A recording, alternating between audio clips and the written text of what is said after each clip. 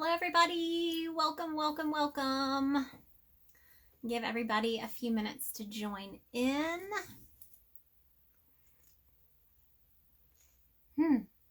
Have some coffee. I hope you guys are all having a great start to your Friday and start to your weekend.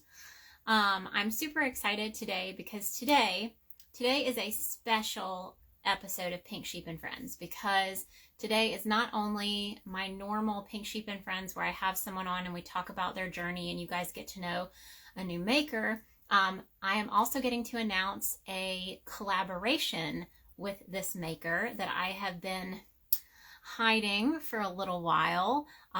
This was put into motion. I mean, it had to have been a couple months ago that I reached out to this particular maker to ask if they wanted to collaborate on something special for you guys. So we're going to talk about that too. And we're also going to get to announce a special giveaway today. But first things first, we're going to get to know my guest today. I am going to be joined by Elizabeth of Hippies Daughter. And yes, I'm going to invite you, I promise. Just doing a little intro really quick. But let's see. Let's see if we can get her on here. So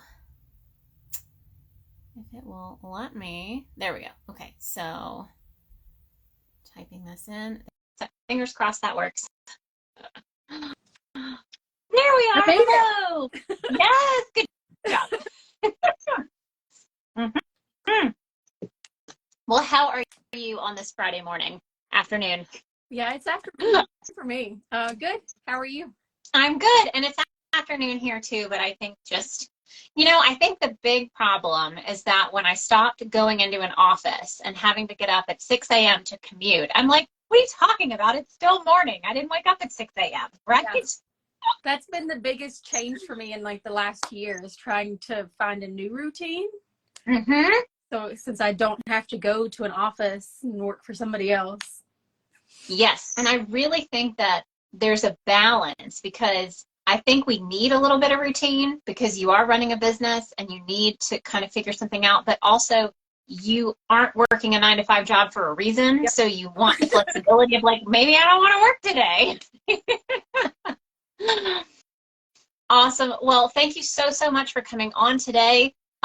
If you don't mind, for anyone who's not following you, has not heard of you, we have different audiences. Yep. So I would love if you would do just a quick little intro, who you are and what you do. Yeah. So I'm Elizabeth. I'm the person behind Hippies Daughter. I'm in West Virginia, and my business is based on like nostalgic Appalachian sayings that I'm sure many of you have also heard, like "come hell or high water," "will ship fire," "Lord will and the creek don't rise." I kind of make my own illustrations to try to bring all of those things back. I also do macrame, so another fiber artist. Yes, and I was going to bring that up too. Like, it fits perfectly, and yes. I don't know if I 100% realized that when I reached out to you. Yeah. So. I don't get to do it as much as I used to. Because it is so time consuming, but I still make a little bit of time for it. And you still sell like the smaller macrame pieces, right? So like the keychains and things, because I see them on your show setups. Yep. Yes. And is the piece behind you one that you made? Yeah. It's kind so of pretty. Yes. Thank you. So how often now would you make a piece like that? Not very often at all. I think I made that one last year. And I've maybe made one this year about that size also. So maybe like once a year. Yeah, it takes a lot of time. How long does something like that take? I mean, I have no idea when it comes to macrame. So a piece like that, do you even have an estimation on hours that it would take to make that? At least 8 hours. Okay. If not more. Yeah, and that's a lot. I mean, again, with everything else going on, it's not like you can just put everything to the side and take a whole day. Yeah.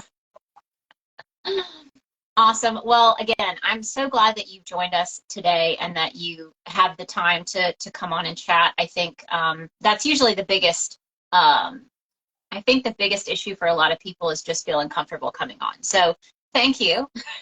First live ever. Yes, there you go. Exactly. Exactly. Well, I think these are great too, because one of the things that I love about Pink Sheep and Friends is the opportunity for me to kind of ask questions that you may not answer on your own. So I feel like people get to know the makers that maybe they followed for a long time, and, you know, to talk about things that maybe you don't think to talk about on your own social media, because I think we all struggle talking about ourselves. Yes. Yeah. It's like, here's my work. Just look at my work. Just focus on the work, right? Yeah. Well, I would love to know for you, when did the creativity start? So, like, were you really creative as a kid? What did that look like growing up? And yeah. Yeah, absolutely. I creator father was a very good cook, a painter. She made all kinds of stuff. Her husband, my grandpa, did carpentry. He could literally build anything. My dad's the one that taught me how to macrame as a kid. So, like, we would sit around as a family and make macrame jewelry, like, hours. Oh, that's cool. Yeah, so I came from a very creative family, and I just pursued that all through school. That's awesome. So, did you go to school for an art major? Yes, so in college I did printing technology and graphic design. Ooh, that sounds fun. Do you feel like you've been able to use all of that in the work you do now? Absolutely. Yeah, it's kind of good. Yeah, I didn't know it at the time, because out of college I didn't go into graphic design. Like, I got a job with the state doing the complete opposite, but I didn't know at the time that it would serve me later in this. Yes. Yeah, that's fantastic.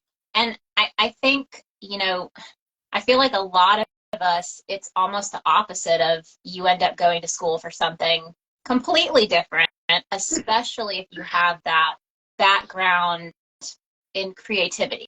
So, like, a lot of us are kind of shooed away from the creative fields for study. I think, you know, like, our parents may want us to do something else, or we feel pressured to do that. So I think do you feel, especially for you, were your parents super supportive and, like, you going into the arts and studying, like, graphic design and doing all that? I feel like that's really special. Yeah, they were supportive. The main thing is, in West Virginia, we didn't have a lot of family members going to college in general, so they were just stoked at that. And honestly, I wasn't going to go, and I got a soccer scholarship, so I was like, well, I got to go now. Like, that's awesome. They were super proud of that. That's fantastic. Did you, and actually, like, I would love to hear a little bit about your journey going full-time. And I am losing you a little bit. I think you're either me or you are going in and out a little bit. Can you still hear me okay? Because, again, Virginia. Let me try to switch to Wi-Fi. Okay.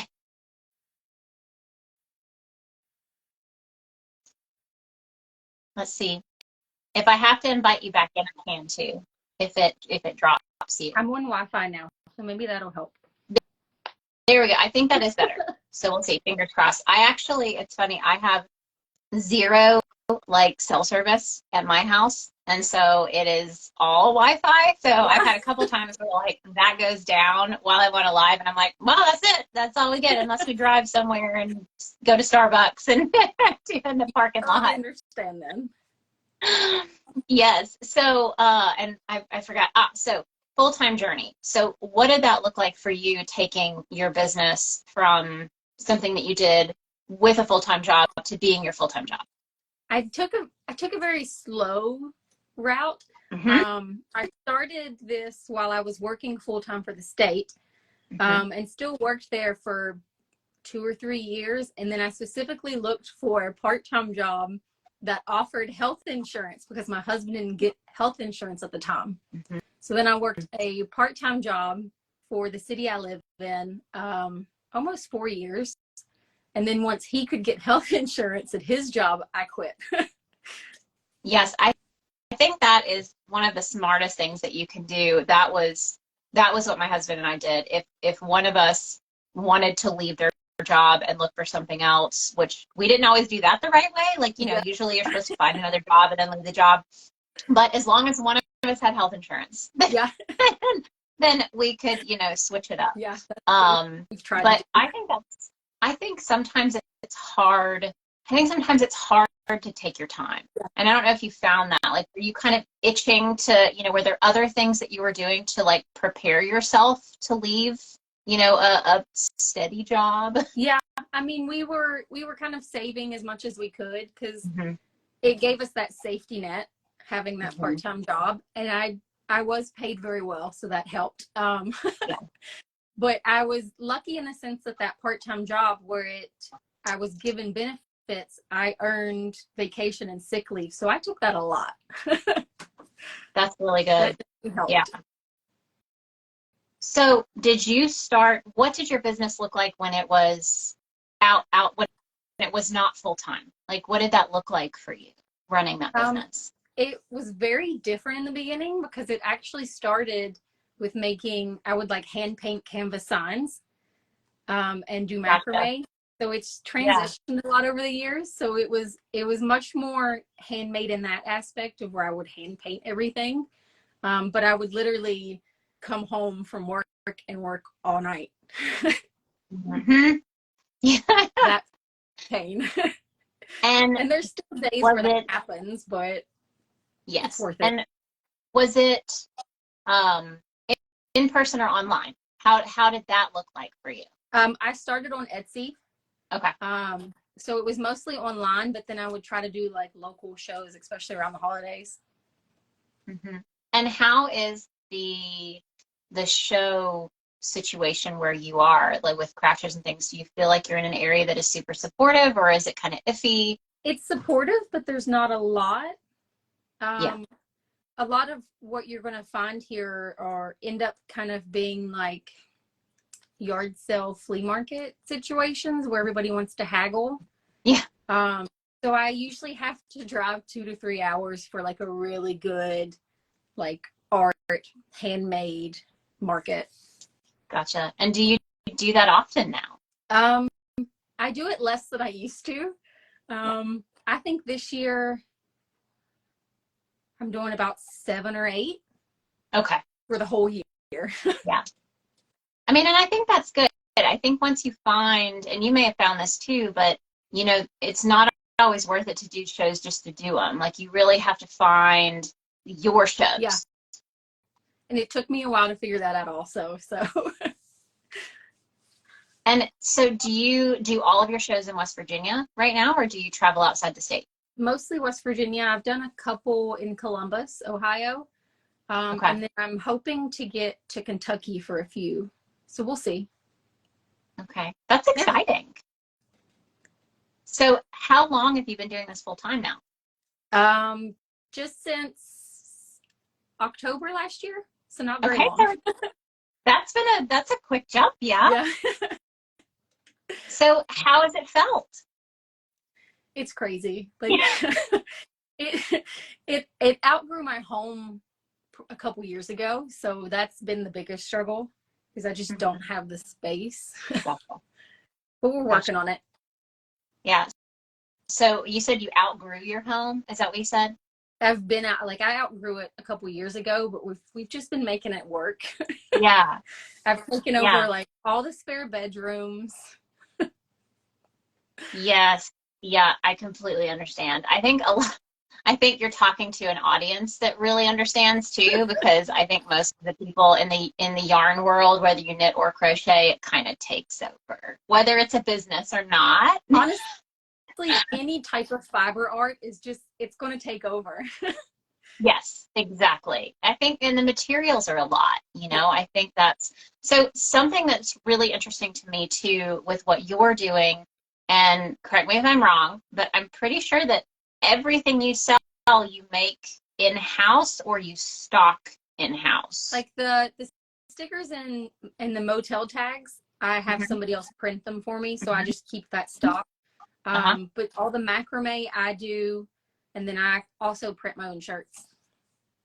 And I embroider my own stuff too. That's amazing. And so, It's a lot. so for the printing, like, do you have a like a press at home that you use? I have a screen print set up and I have 2 heat presses. That's So I kind amazing. of go back and forth on what I do. Yeah, I mean, I see why you have outgrown your house. Yeah. I mean, that really is, my husband and I have talked about printing our own stuff right now. Everything that we sell that is printed, outside of like stickers for us as well. I keep those stocked, in the house. Someone else prints them, but we keep them in stock. But all of my apparel's print on demand because, I think my problem is I want all the colors and I want all the sizes and I can't focus in, and I don't know where we would put the setup for printing shirts. Yeah. It takes up a lot of space. And I would love to know, because I think this is one of the things I love about doing these chats is there are people that do things where I'm like, oh man, like that'd be so cool if I could learn how to do that, but that feels really overwhelming. So I would love to know for you, what had your background been before you started printing your own shirts? And did you just like take a leap of faith? Did you watch YouTube videos? Like, what was that like because that's an investment buying that kind of equipment. And I only have a 1 color setup. So pretty much everything I offer is 1 color. That's the only downside right now. But I got curious seeing other people do it at home. So I started to kind of dive into videos, and then I just stumbled upon a screen printing workshop, like an hour from our house. So we did that like right before COVID. Like they canceled our last class because COVID. Wow. So we almost got to finish it, but that helped a lot. Yeah. Like so did you, and since you took the class, did you take the class and then purchase the equipment? Because you kind of I'd purchased some of it before, but then once we took the class, I was like, yeah, there's a lot more I need. Yeah. Yeah. I think that's amazing. I think, it's seeing what other people have created and done, and it's really inspiring. Yeah. So what are some other crafts or crafty things, if they're, I know because you probably don't have a lot of time, but crafty things that maybe you do that you dabble in? So it's not something that you really see yourself selling, but you kind of enjoy it, or maybe something you want to learn how to do. Yeah, there's been a few things like I've bought a couple kits like punch needle and like lino cut. I haven't had tons of time to like dive into it. Yeah. But mostly now that I've monetized my hobby, my hobby is like just going outside at this point. Yeah. Yeah. Do you guys travel a lot? We don't get to travel as much with my husband's job, but we do camp a lot in the state. Okay.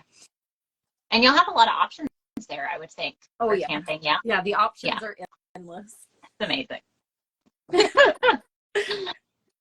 Yeah, we got an RV this year and are planning to take our first big trip once it cools off. Yeah, so like we bought this big book of like all of the Army Corps of Engineer campgrounds that are in all the different states, and obviously state parks and stuff. But we're already like going in and highlighting and it's crazy, some of the states that just have like 1 million campgrounds. Yeah. And then there's some that's like, you have 2. That's what's crazy. Like looking at them, there's some states where it's like, dang, I mean, I would think there'd be more, but then again, I think it depends too on the type of campground, because the book that we got was very specific to a type of campground. I'm sure there's more. There's so many different ones. It's insane. So what are some things that you are passionate about outside of work? Environmental stuff, treating the planet better, reducing your footprint. My part-time job was actually in stormwater management, so I got to do a lot of that aspect through that job. That was fun. That's cool. Yeah, that's awesome. So do you get any chances to do like volunteer type work for that? Do you have a lot of organizations in that area that you can kind of, you know, work with, or, you know, what does that look like for you? I actually still do some contract work for another city across the river, and I help a grant writer with some stuff on her end. So I still do some other things, just not as much as I used to. Yeah, that's cool. And so for your designs, when you're doing your design work, what's the process for you? Do you like to actually still sketch on pen and paper? Is it all digital? What is that like? I have to do it all digital now, because if I would do it on paper, I would lose it. Yeah.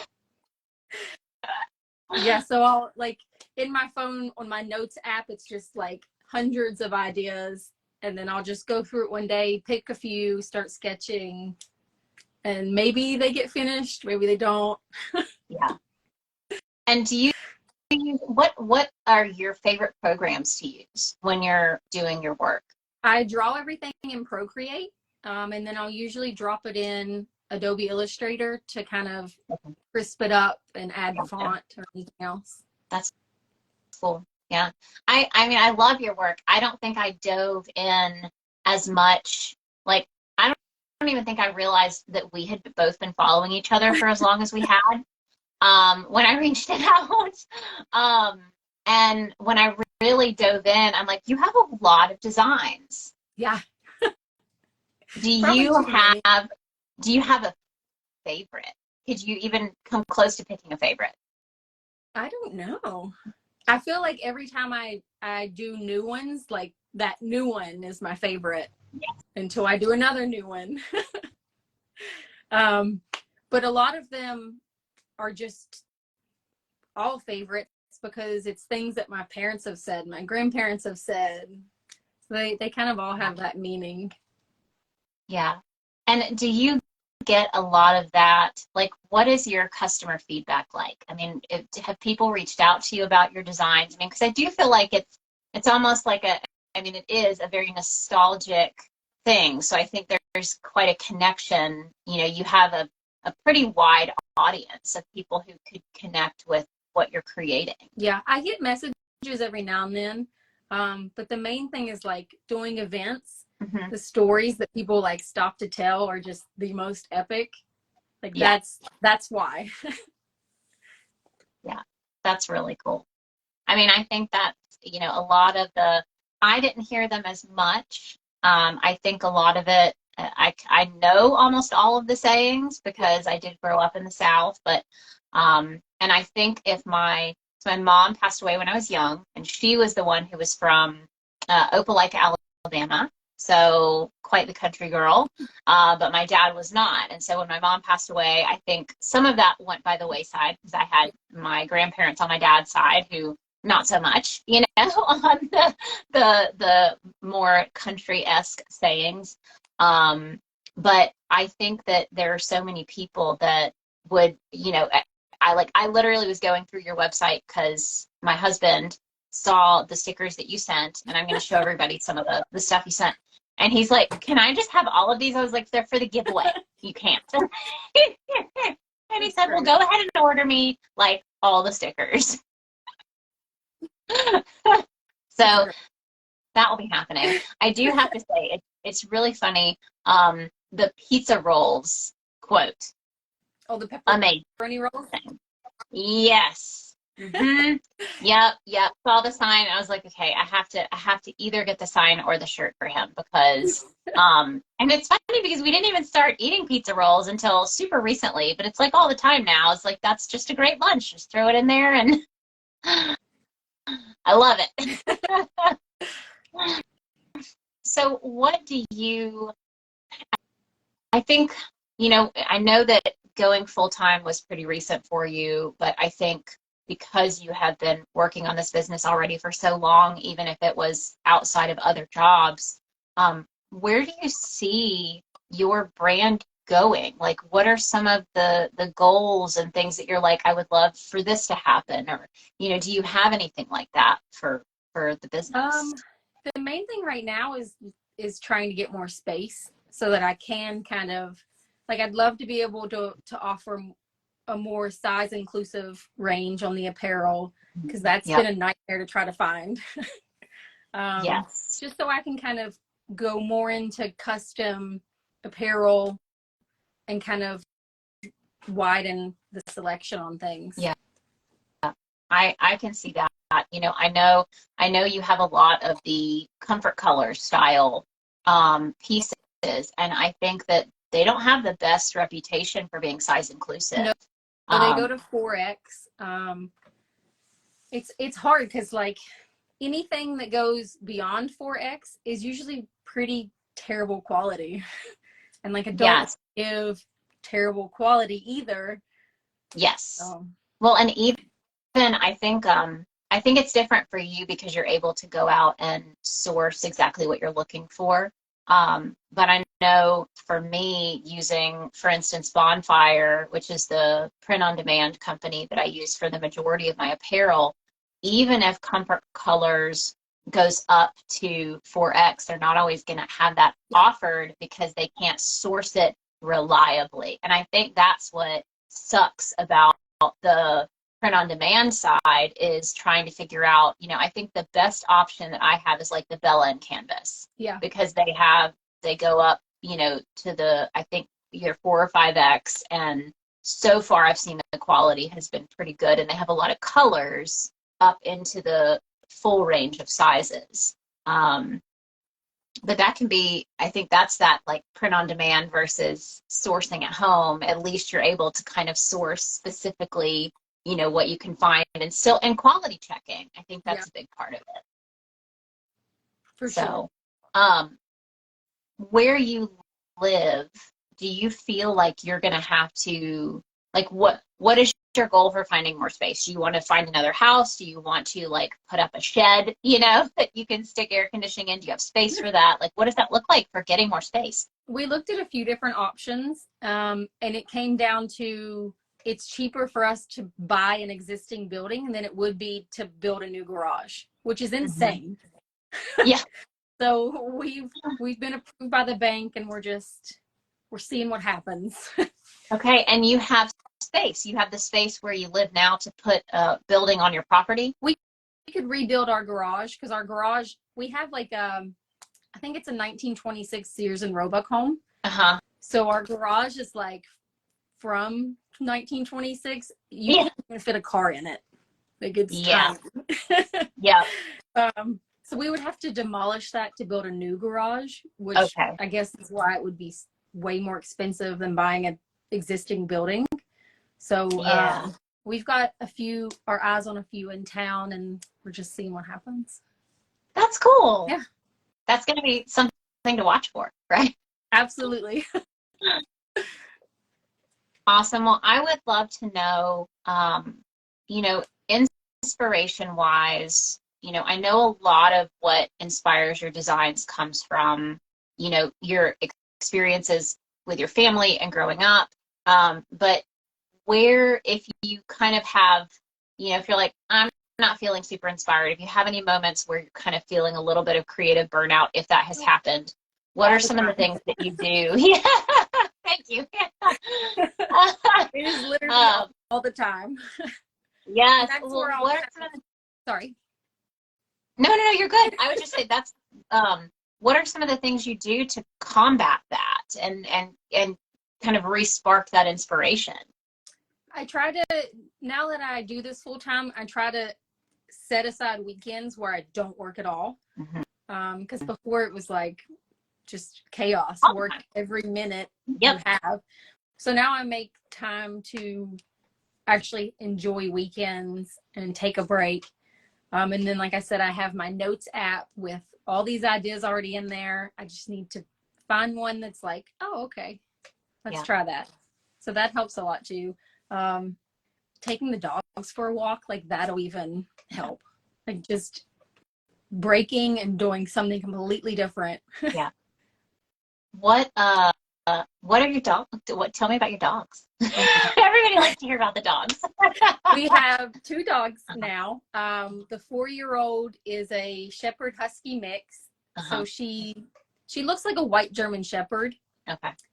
but she acts like a husky. Okay. So she's completely psycho. Yeah.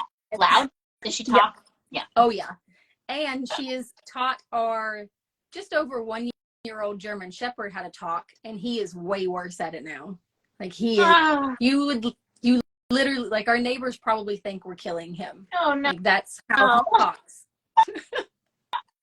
So we have 2 very big dogs, and then we have 2 cats. Okay. And the cats, what about the cats? We have a solid black cat that we adopted when we first moved in together. She's maybe 11 now, so she's old. Oh, yeah.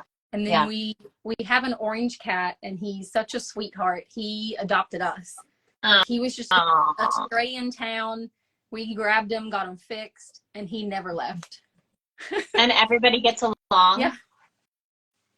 I think that's the hardest part. I mean, it sounds like, are they mainly all indoor for the majority of the time, or? Kind of in and out.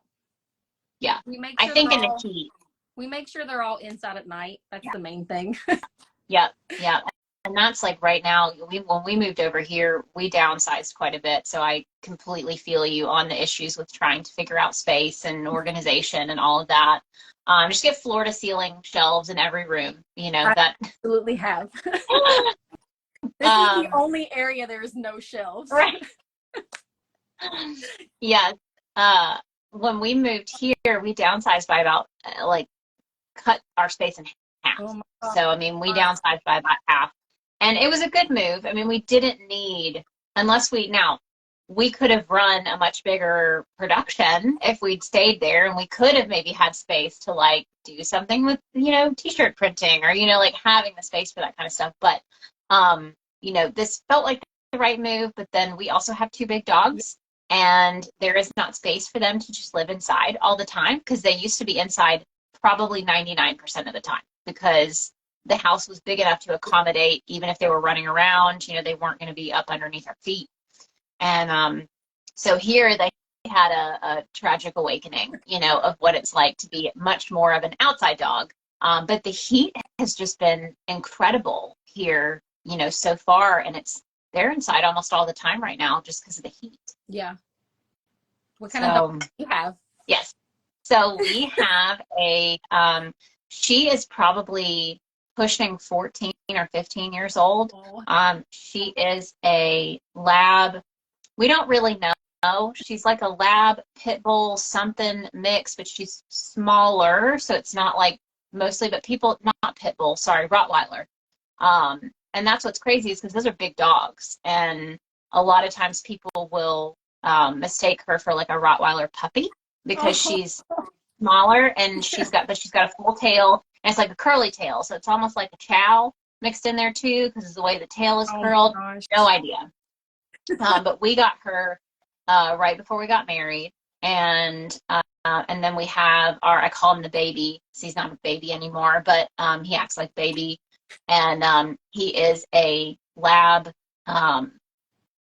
German Shepherd mix, and my husband said he got the worst of both.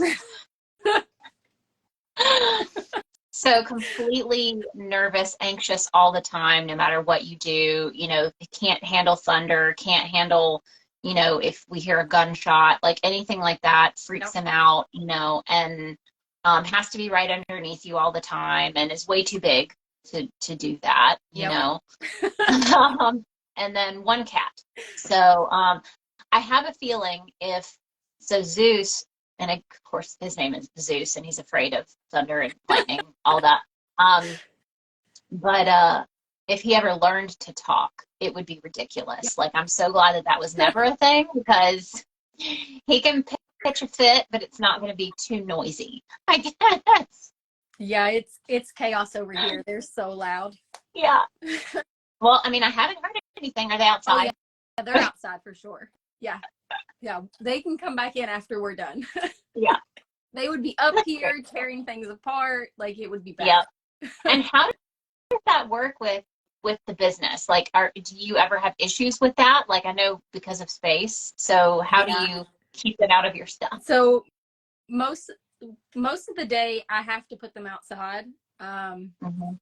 because they'll come up here, and I have very, very limited floor space now. So they will lay in the floor. Like, she'll get under my desk, turn the computer off. Like, it's chaos. Yeah, it's literally like stepping over ponies in your hallway. That's what, if ours lays in the hallway, he takes up the whole hallway. So you have to step over him to get by.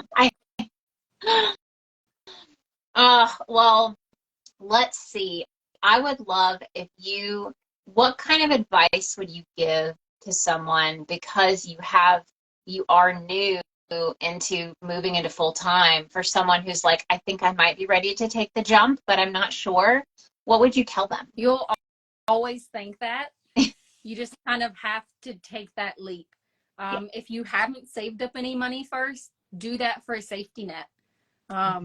Like, I know I could have went to full time much sooner, but we loved that safety net and having health insurance. You just kind of have to dive. Yeah. Well, I love the way that you said, you actually sought out a part-time job to kind of get your feet wet into spending more time on the business.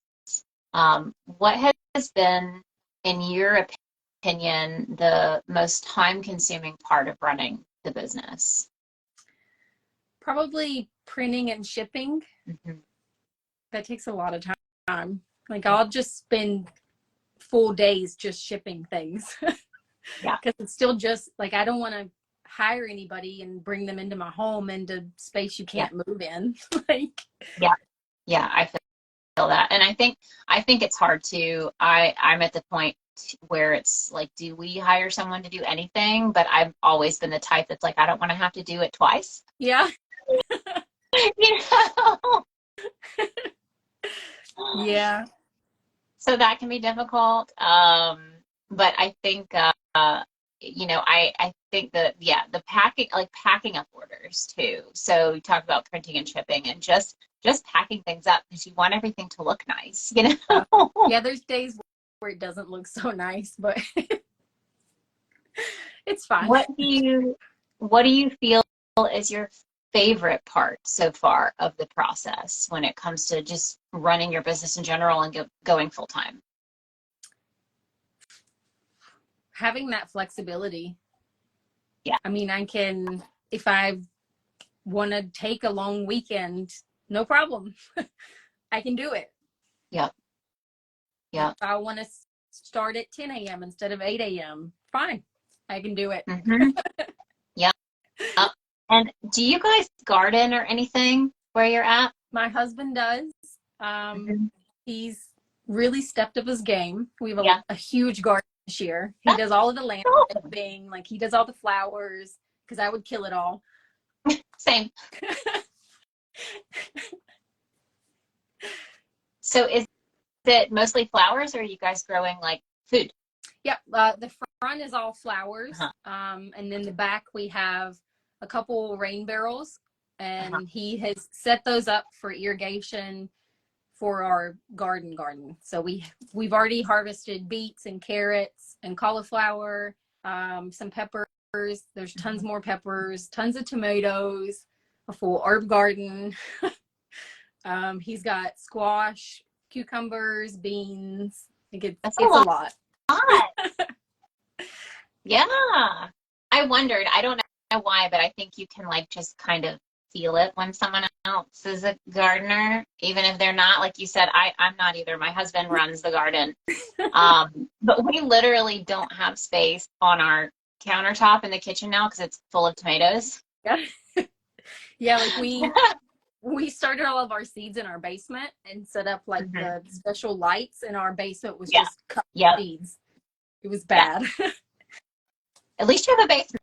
That's good too. Yes, we do have a basement. That's nice when it doesn't rain too much. Yeah, that's oh my gosh.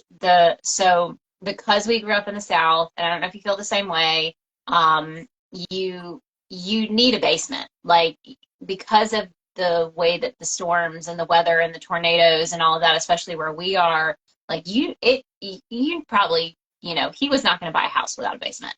But the one that we had in Georgia before we moved started flooding. And I'm guessing it sounds like that's a problem. Yep. Yeah, and Yep. like I said, it's an almost 100 years old home, Yes. so Yep. it There's needs some foundation. only so much you can do. Yeah. Yep. You probably Well, wouldn't hurt and to that waterproof was, it. did you say, are you going to try to waterproof it?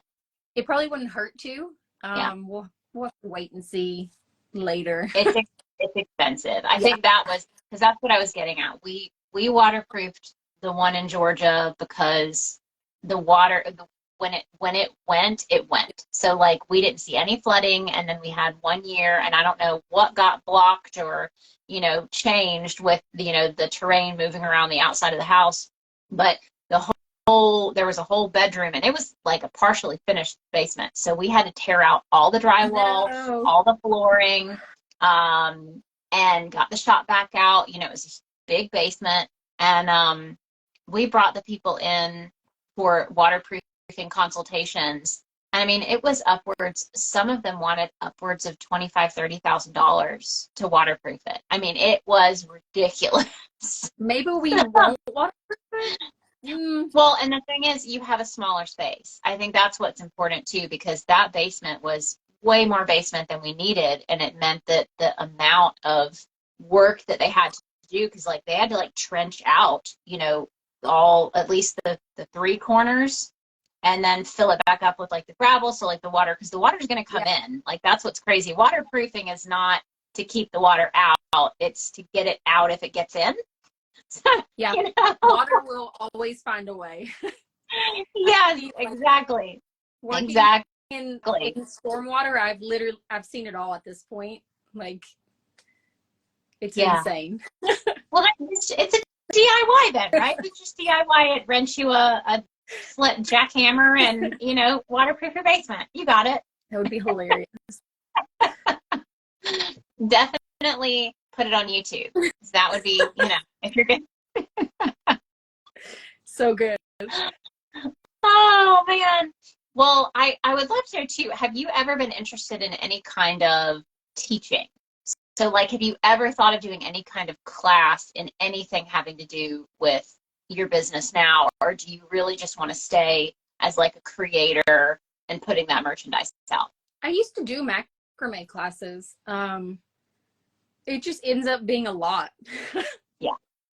Like I could see it myself really doing more classes in like the design aspect, but at the same time I'm like, should I really? Like I don't have the like papers and clout saying that I should be teaching. Like I don't know, that's always like back there. I think that's there with everything and with everybody when it comes to that, questioning whether or not you have the qualifications or whatever it is to do something. You know, and especially because there's so many qualifications out there. So it's like, well, if I don't have this, then I shouldn't do this, you know?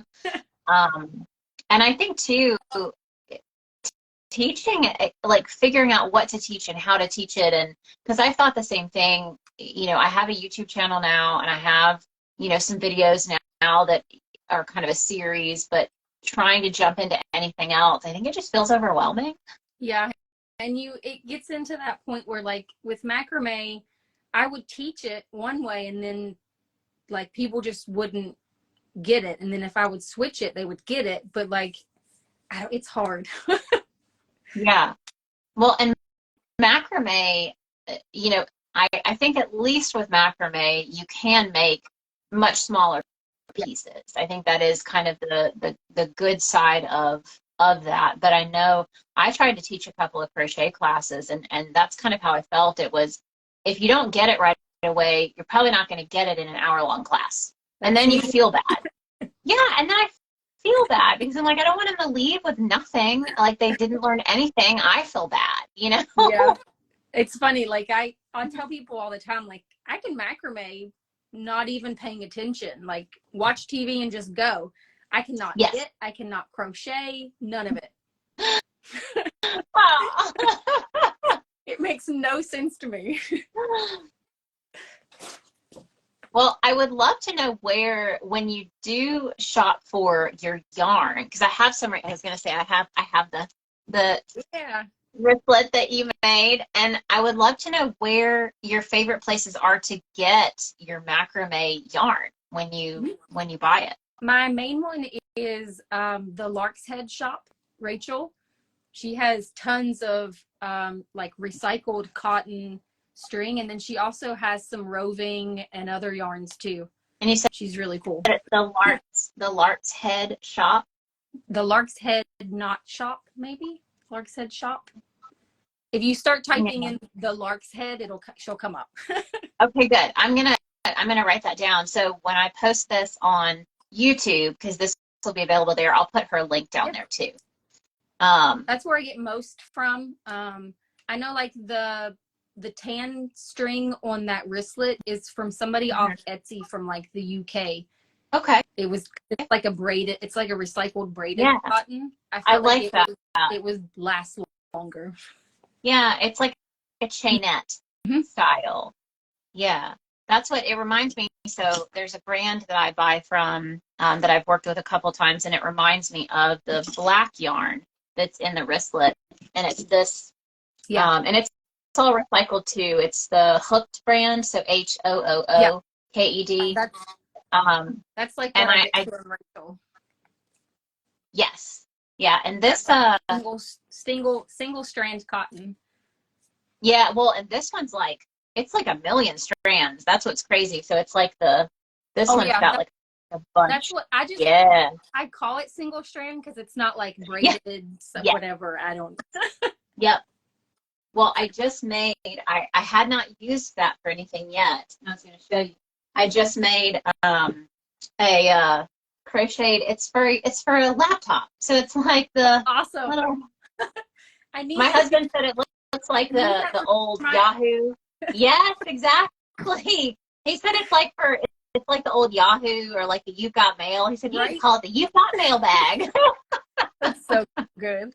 But that was really interesting because it was my goal this year was to crochet with macrame yarn and kind of see what I could do with it if it was going to be too stiff but this stuff actually there's no stretch, but it has enough give that you can still crochet with it. Right. Whereas I think some of the yarn is even stiffer, I never would have thought about that.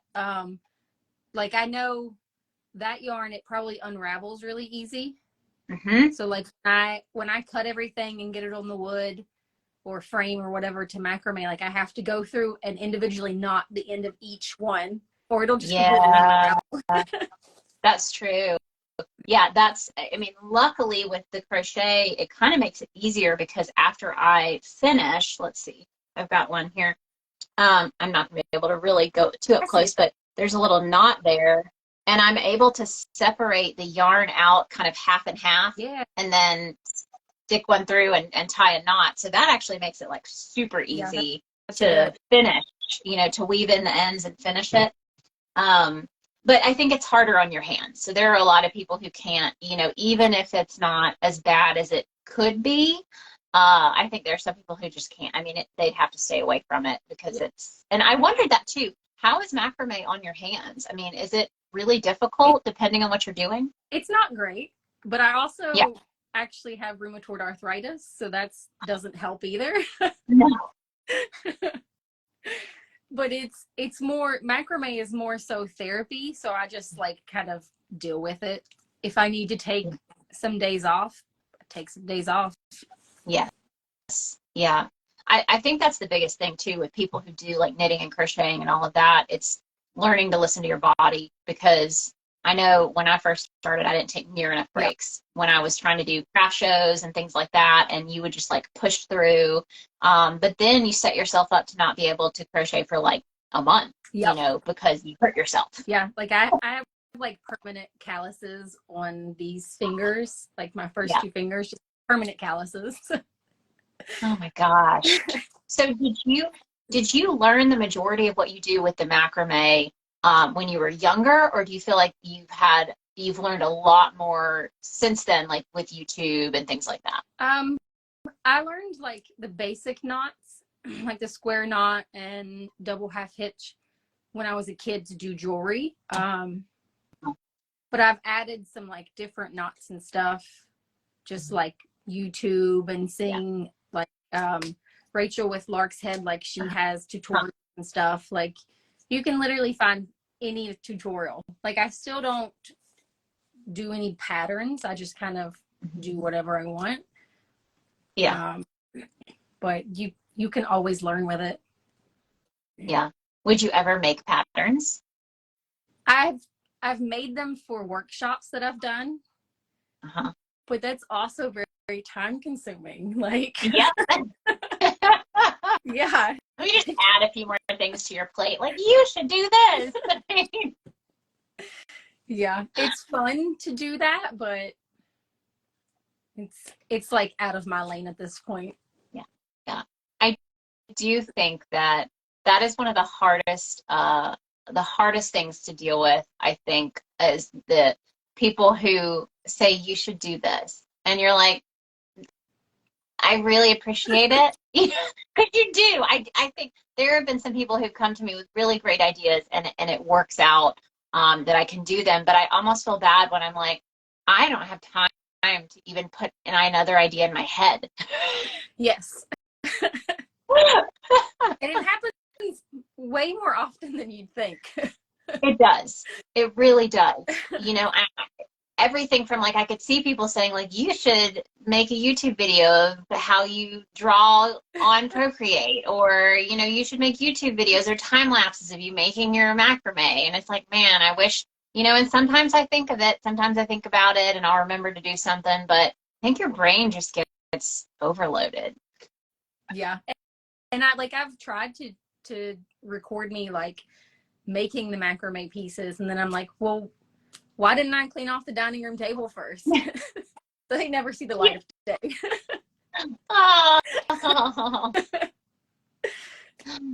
Yeah, I think it'll be really helpful for you guys when you do figure out having a little bit of extra space, because it does help. I mean, I know here, even though we have less space in this house, I was able to actually create an office. So this is like the office space that I'm in now. And everything at this point, aside from like extra packaging that I can't fit in here anywhere, like things that have to be stored, I actually have like a setup for packing up and like for filming things, and that's all done in one space. And I've got my desk for actually working, and, you know, it may not be perfect, but it's definitely a step up from like, it used to be my desk was in the living room, and then I'd have to walk from the living room into the guest room because that's where all of my product was kept. And then I'd have to go from there to, you know, like another room to get the packaging material. So that was a mess. Yeah. I mostly have it all in our 2 spare bedrooms. So they're like across the hall from each other, but still like, it's a lot. And you're stepping over the dog to get to the other room. Yeah. Or like I'm in here on the computer and the embroidery machine's in the other room going, and it thread break, and then you got to get up. Yeah. Everything. I didn't even think about that. So do you have the embroidery machine is just running on its own while you're working on something else? Yeah. Is that? Yeah. If it's like the first time I've ran the design, I'll stand in there and watch it. Yeah. Just to make sure. But like, for the most part, I can kind of set it up, start it, and walk away, which is, people probably cringe. Like if an embroidery person would hear me say that, they would probably cringe. But I don't have time to stand there and watch it. I can't babysit too, right? Yeah. Well, and because we've got our 3D printers that run, so that's what I understand that. So that's like, if something happens downstairs, we'll start hearing a beeping sound, and we'll have to go down and see what's happening with the printers. But that's the same. We just let them run, and I mean, if something happens, it happens. You know, we can hear it. We can hear what's happening. I mean, those, but at least longer. Yeah, and at least the 3D printers can like take forever to print something too. Like nobody has time to stand there and watch it. No. Yeah, we have our original printers got retired, but we have the two newer ones that replace the 2 older ones that are much better and felt much faster. And then this year we purchased another one just because it was faster. So like we have our crochet hooks take on the Prusa printers. I mean, one hook can take up to 4 or 5 hours just to print one. So yeah, we definitely don't babysit it. We'll check on it every now and then, just peek down there and see what's happening. But the new printer can print it in like half the time. Oh, so wow. That's been an upgrade, but it is also kind of a finicky one. So it's like a love-hate relationship right now with it. Yeah, I get that. And you have one embroidery machine right now. Do you think that you would invest in additional? I would things absolutely love to buy another one if I had space. Because like That's right true. now, I bought a TID needle commercial machine, so Uh-huh. it's not small. Yeah. I'm gonna have to look that up because I don't even know what that is. It's big. Okay. I'm gonna write it down. It's not like Look it up. it doesn't look like a normal sewing machine, like those kind of embroidery machines. Yeah. It's big. Okay. Like real big. Yeah. Big mama. Yeah. Well, and I don't know why that just made me think, but you guys have chickens, by the way? No, we want them so bad. We live in Of course you do. we live in city limits, so we're not allowed to have chickens or Really? other wild animals. Yes.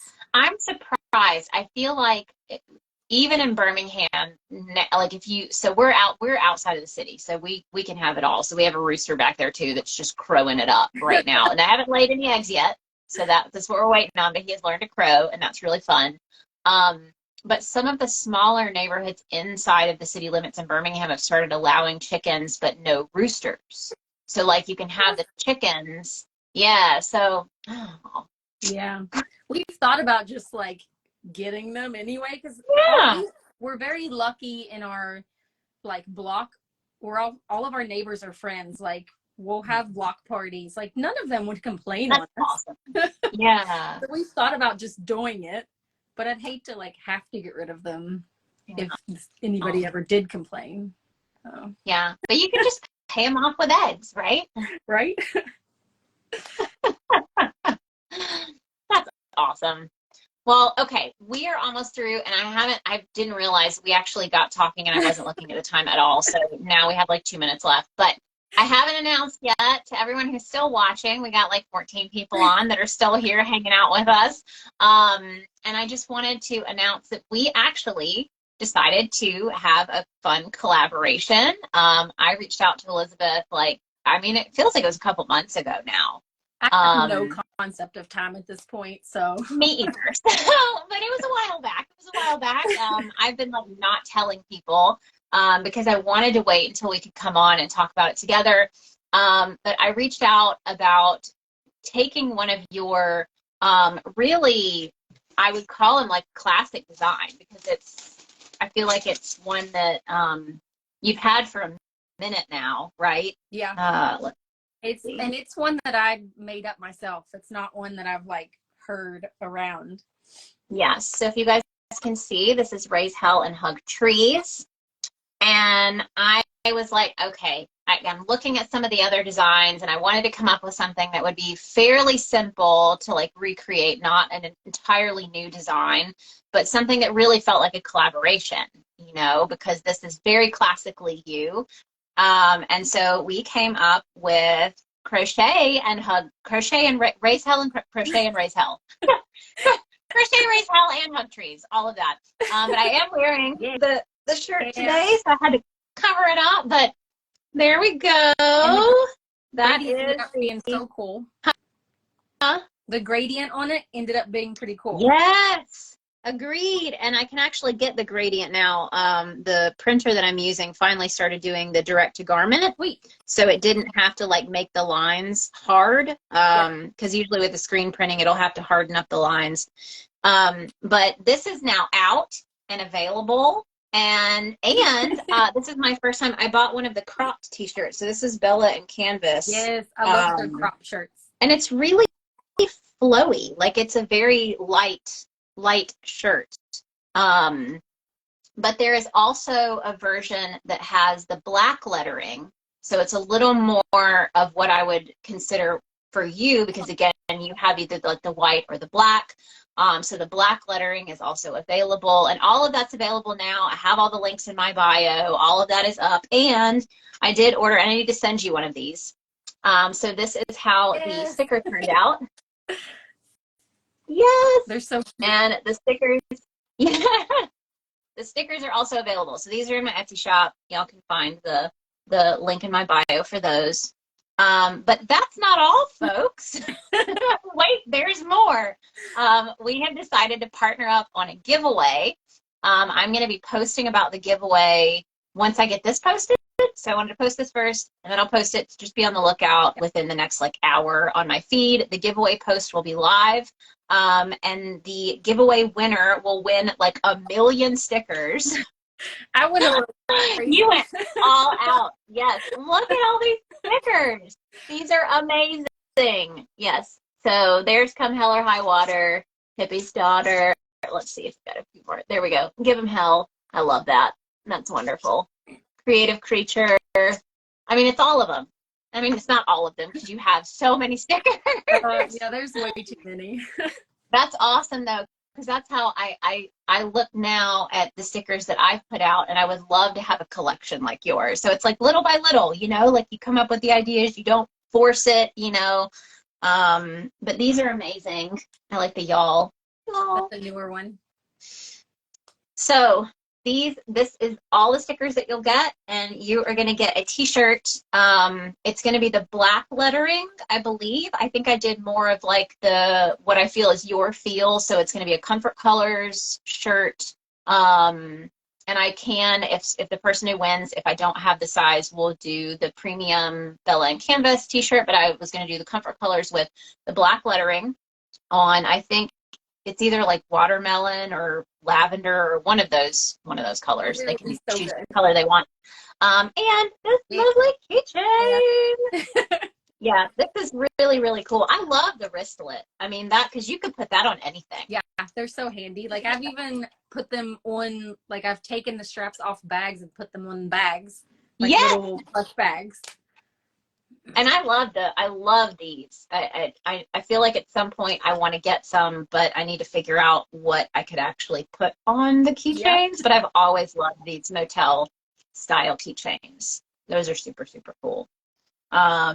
So yes, I hope you guys will enter. I think this will be a really fun one, and you can already get the merch. Like I said, you can get the stickers, you can get this one, and then obviously go get some more shirts from Elizabeth, because there's so many.